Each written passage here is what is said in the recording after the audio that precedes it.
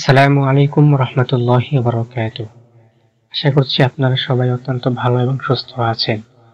আজকে একটা ইসলামিক গল্প আপনাদের সাথে শেয়ার করব, যেটা হযরত জুনায়েদ বাগদাদী রহমাতুল্লাহি আলাইহির সাথে ঘটে যাওয়া একটা শিক্ষামূলক ঘটনা। আশা করছি এই ঘটনা থেকে একটা মেসেজ আপনারা সর্বশেষ পাবেন ইনশাআল্লাহ। সো ভিডিওটা দেখতে থাকুন। ভিডিওটা শুরু করছি। জুনায়েদ বাগদাদী রহমাতুল্লাহি আলাইহি ও চোরের একটি শিক্ষামূলক ঘটনা। হযরত জুনায়েদ বাগদাদী রহমাতুল্লাহি আলাইহি সব দেখেছিলেন। ঘরের কোনায় বসে তার মায়া হলো যে শীতের রাতে এভাবে লোকটি কষ্ট করে ঘরে ঢুকলো, কিন্তু হতাশ হয়ে ফিরে যাচ্ছে। চোর যখন সিঁধের কাছাকাছি, তখন জুনায়েদ বাগদাদী রহমাতুল্লাহি আলাইহি বললেন, এই দাঁড়াও। লোকটি চমকে উঠে পেছনে তাকালো। চোর তাড়াহুড়ো করে পালাতে পারবে না ভেবে দাঁড়িয়ে রইল। জুনায়েদ বাগদাদী রহমাতুল্লাহি আলাইহি কাছে এসে বললেন, খালি হাতে ফেরত যাচ্ছ কেন? চোর একটু বিস্মিত হলো এবং বলল, নেয়ার মতো কিছুই খুঁজে পাইনি। জুনায়েদ বাগদাদী রহমাতুল্লাহি আলাইহি বললেন, তুমি দাঁড়াও, আমি খুঁজে দিচ্ছি। এই বলে তিনি ভেতরে গেলেন এবং কিছুক্ষণ পর মাটির একটা পাত্র এনে বললেন, এটাই নিয়ে যাও। চোর বলল, এটা দিয়ে আমি কি করব? জুনায়েদ বাগদাদী রহমাতুল্লাহি আলাইহি বললেন, আমি যা করি তুমি তাই করবে। চোর বলল, আপনি কি করেন? জুনায়েদ বাগদাদী রহমাতুল্লাহি আলাইহি বললেন, আমি ওযু করি।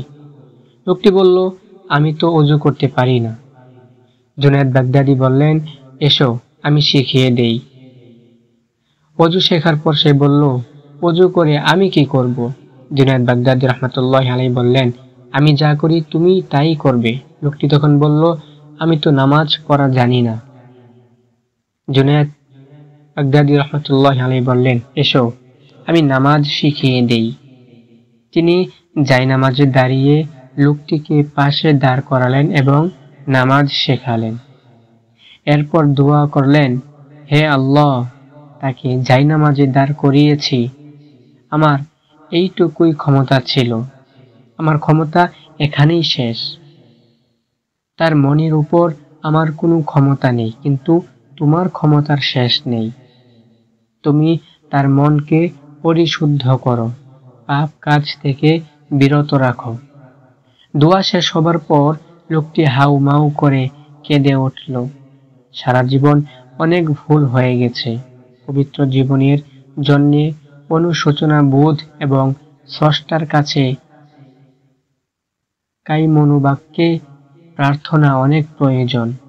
লোকটি কাঁদতে কাঁদতে একসময় প্রশান্ত হলো এবং অনুভব করল স্রষ্টা তাকে ক্ষমা করেছেন। বিশাল বড় ভুল করে ক্ষমা লাভের জন্য 7 সমুদ্র পানির দরকার নেই, বরং স্রষ্টার কাছে কাইমনুবাক্যে প্রার্থনা এবং চোখের কয়েক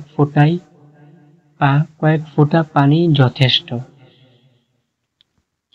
এই কাহিনীটা শোনার পর এবং দেখার পর যদি আপনাদের এতটুকু অনুশোচনা বোধ হয় যে আপনি ভালো কাজে ফিরে আসবেন, তাহলে আপনাকে অনেক অনেক শুভকামনা জানাচ্ছি।